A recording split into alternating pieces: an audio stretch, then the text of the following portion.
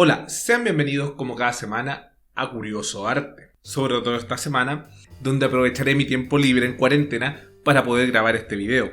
La semana pasada hablamos de la obra de David DeWitt y cómo lograba exteriorizar la mente y cuerpo en una sola imagen. Pero esta semana hablaremos de un artista capaz de exteriorizar su interior emocional de manera mucho más sutil, por medio de sus paisajes, y hablo del gran Isaac Levitan. Un artista que alcanzó notoriedad esquivando innumerables pruebas en su vida y haciéndole frente a un delicado estado de salud y a su mente turbulenta. Pero ya sin más introducción, comencemos a recorrer la vida y obra de este artista por medio de 10 curiosidades que quizás no conocías de Isaac Levitan. Corre intro.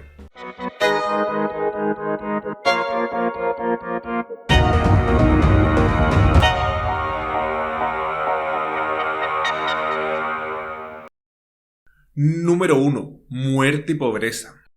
Bueno, comenzaremos con algo común en los artistas, una infancia triste. Y es que cuando tenía 15 años, murió su madre y su padre quedó sin trabajo, por lo que tuvo que hacerse cargo solo de 4 hijos. Como se podrán imaginar, la situación económica de Isaac y su familia en este periodo era deplorable, por lo que fue una gran ayuda que, debido a su talento en el arte y a su situación económica, la escuela le proporcionara asistencia. Pero tan solo 2 años después de esto, su padre moriría de tifus, llevando a nuestro artista y a sus hermanos a quedar totalmente desposeídos, en una situación de extrema necesidad. Pero Isaac era dueño de un gran talento que sus maestros supieron apreciar, por lo que Alexei Sabrasov, uno de sus maestros, lo tomó como aprendiz y además le proporcionó ayuda monetaria. La decisión de su maestro no sería en vano, pues ese mismo año él comenzaría a darse a conocer en concursos, recibiendo una pequeña medalla de plata y 220 rublos. Número 2. La huella invisible. A la edad de 17 años, Isaac había perdido a ambos padres y conocía muy bien las penas de la pobreza. De estas duras experiencias es que su obra adquirió un carácter distintivo, que le valió a sus pinturas el título de paisajes de humor. A lo largo de su vida, Isaac fue un hombre propenso a la depresión, tratando de suicidarse en algunas ocasiones. Se sabe también que el artista padecía de una enfermedad cardíaca que le quitaba fuerzas y le causaba un dolor punzante en todo su cuerpo. Como vemos, Isaac era un artista que arrastraba cadenas de grandes dolores, tanto físicos como emocionales, y se cree que ese pesar en su cuerpo se reflejaba en su trabajo. Y es que se hace casi inevitable en la obra de un pintor observar las cicatrices existentes en su alma. Número 3. Sucesor espiritual. Durante sus años de estudio en Moscú, hubo uno de los maestros que lo marcó en profundidad, y este fue el pintor antes mencionado Alexei Sabrasov, un magnífico realista de cuadros espectaculares, los cuales sin duda nuestro autor tomó como ejemplo. Para nuestro artista, Sabrasov no solo fue un maestro más de su escuela. Isaac Levitan se consideraba el heredero espiritual de su maestro. Es por eso que no desaprovechó ninguna oportunidad para tomar sus enseñanzas. Incluso cuando su maestro fue despedido debido a su alcoholismo, Isaac continuó buscándolo para conseguir su preciado consejo. Isaac tenía como una meta personal llevar el arte de su maestro un paso más allá. Estaba interesado en tomar esta técnica y darle su particular humor, con la capacidad de su maestro de revelar poesía visual en la vida de los humildes campesinos rusos y vislumbrar esa parte espiritualizadora que encontraba en la pobreza. Finalmente, Isaac desarrolló la experiencia lírica en la naturaleza de su maestro y la tradujo a una nueva cualidad, donde creó paisajes con una atmósfera de contemplación filosófica. Un ejemplo del estilo de pintura al que él aspiraba la podemos ver en Paisaje otoñal con Cazador, una pintura donde vemos al hombre inmerso en el paisaje, perdiéndose y empequeñeciendo su imagen ante la profundidad del medio. Otro ejemplo de este tipo de pintura podría ser Sendero en el bosque, donde un niño se ve caminando por un sendero al atardecer, casi siendo consumida su imagen por los colores y la densidad del paisaje. Número 4. Levitanismo y extensiones.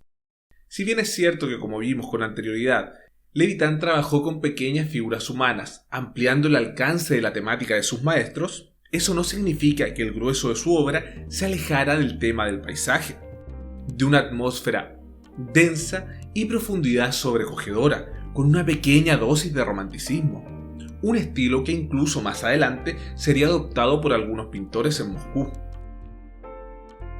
El amor de Levitan por las grandes extensiones de paisajes abiertos siempre coexistió con una visión aguda y completa. Su elección de tema fue dictada por el estado de ánimo junto con el aspecto espiritual y trascendente sobre la condición humana que logra el paisaje abierto, donde nos imbuimos y nos sentimos empequeñecidos. Su estética y su obra toman como base un profundo sentimiento que se repetiría en su vida y en su alma, un estado de ánimo que marcaba su existir, algo que trataré más adelante. Número 5. Una joya dentro de otra. Bueno, no podía dejar pasar la oportunidad de mencionar esta obra, dado que se trata de un gran crossover que resulta de que durante los últimos años de la vida de Isaac fue retratado por uno de mis pintores de retratos favoritos, el impresionista Valentín Serov, quien tomó la técnica impresionista aplicándola de manera única a sus retratos, y de quien hablé en un video pasado. Además, como si eso fuera poca cosa, existe una fotografía que inmortaliza este momento. Realmente una joya dentro de otra. Número 6. Un judío fuera de Moscú. Para esta curiosidad debo ponerlos en contexto. Durante la mañana del 20 de abril de 1879, Alejandro II iba caminando hacia la plaza de la Guardia Personal, cuando fue atacado por un estudiante llamado Alexander Soloviev. Tras ver un revólver en sus manos, el zar huyó, y el joven le disparó 5 veces pero falló, y fue condenado a muerte y ahorcado el 28 de mayo. Tras este incidente iniciaron deportaciones en masas de judíos de las grandes ciudades del Imperio Ruso, y nuestro artista de 18 años fue expulsado de Moscú. Durante los 2 años siguientes, junto a sus hermanos y su yerno, se establecieron en una pequeña cabaña en Saltyikovia. Y con las ganancias de la venta de una de sus obras, nuestro artista pudo alquilar una habitación amueblada, donde residir durante este tiempo. Número 7. Depresión y romance. La vida de Levitan estuvo marcada por la tristeza, primero, como dijimos, con la muerte de sus padres a temprana edad. Debido a esto, es que fue recibido por una familia, quienes generosamente lo hospedaron en su casa. Aquí se enamoraría perdidamente de María, un miembro de la familia, pero tras ver que su amor no era correspondido, Isaac sufriría el primero de sus ataques de tristeza y ansiedad, que desencadenaría en uno de sus primeros conocidos intentos de suicidio. Pero este no sería el último. Se tiene registro de otro intento en 1895, a sus 35 años, aunque no hay claridad de qué lo empujó a esta decisión. Ni siquiera el éxito de su carrera sería capaz de alejarlo de las cadenas que lo ataban a la melancolía. Según se sabe, él padecía recurrentes episodios depresivos, con abruptos cambios en su estado de ánimo.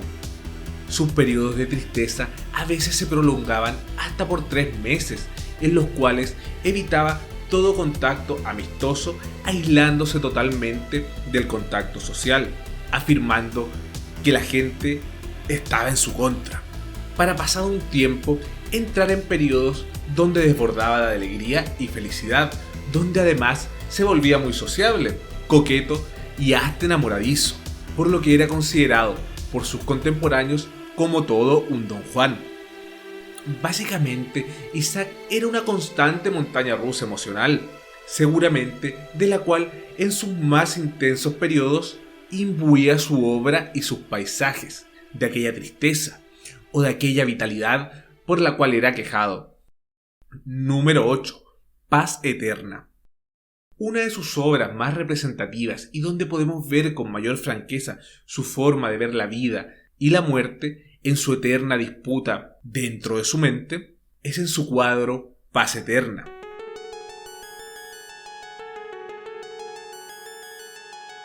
Esta obra no solo es una de las imágenes más famosas de este autor, sino también una obra muy profunda que nos refleja su visión del mundo.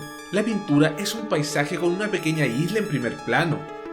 Al contemplarla al principio es imposible apartar la vista de las amplias extensiones de agua, que se encuentran casi en la mitad de la imagen. Solo más tarde te das cuenta de la pequeña capilla de madera que se yergue desde abajo. Y es aquí donde comienza a abrirse todo el profundo significado de esta obra, pues la iglesia no está sola en la esquina del cuadro, ella está precedida por un cementerio y unos vivos arbustos, resumiendo así la vida misma de un humano, en vida, muerte y espíritu. Todo esto condensado en una esquina, un detalle de la obra que palidece ante la inmensidad y profundidad del paisaje con sus lagos infinitos e imponentes nubes que absorben nuestra contemplación. En la obra, toda la vida humana es una pequeña anécdota ante la profunda extensión de lo natural, del paisaje. Pero no es un paisaje completamente de paz, pues hay algo inquietante al mirarlo, y es que las grandes nubes que le dan el tono a la obra, extrañamente, no se reflejan sobre el agua. Una cosa que quizás nos habla de la falta de fe que Isaac tenía en los corazones terrenales de los hombres. Número 9. La evolución de su última pintura. Isaac culminó su paso por este mundo y por la pintura con una obra mucho más brillante que cualquiera que conocimos con anterioridad, quizás queriendo escapar de la mirada lúgubre y densa de su obra. Todo esto hacia una pincelada más luminosa y alegre, o al menos eso me gustaría pensar. Lago fue la última pintura que tocaría en las manos de este maestro, un brillante e inconcluso final donde el artista huye del frío realismo heredado de sus maestros y de la sutileza del romanticismo para experimentar ya con influencias puramente impresionistas. Influencias que nos dejaron imágenes interesantes, donde conservaba su tono como Bosque de Otoño o En el Lago. Pero en esta faceta impresionista también nos dejaría ver una parte luminosa del autor en obras como Establo.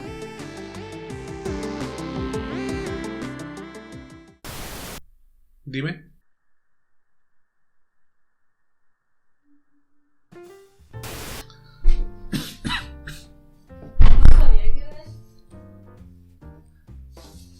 Ahí está listo el pan, ¿no?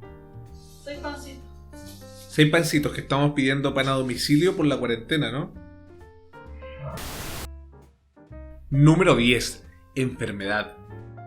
Bueno, y como siempre reservé la última curiosidad para hablar sobre la muerte del pintor, y es que una infancia de hambre y pobreza, junto a una vida de montañas rusas emocionales, seguramente no fueron beneficiosos para la enfermedad que nombré anteriormente, una insuficiencia valvular del corazón, que a sus 40 años se sumó a una tifoidea crónica, que terminó con su vida, dejando a su paso cientos de obras.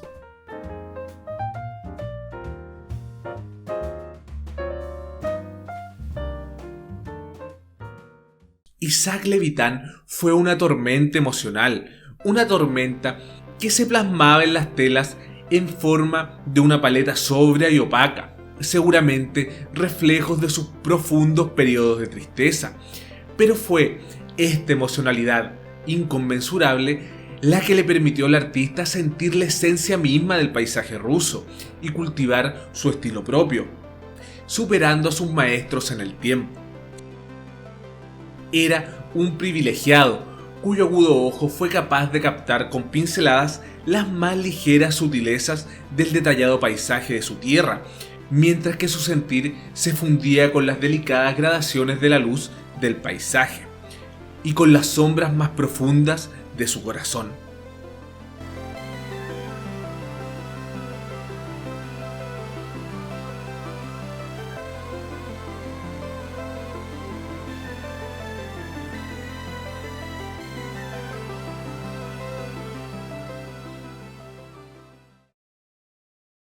Bueno, y ya sin más que decir, muchas gracias por haber seleccionado este autor para el video de esta semana. Sin duda, son unos apasionados del paisaje y su sutileza emocional. Si llegaste hasta aquí, no olvides dejarnos tu like, que nos motiva mucho a continuar. Para ver más contenido como este y participar de las votaciones, suscríbete al canal. Y como siempre, nunca olvides que la curiosidad es el primer paso para el conocimiento. Que tengan una gran semana y adiós.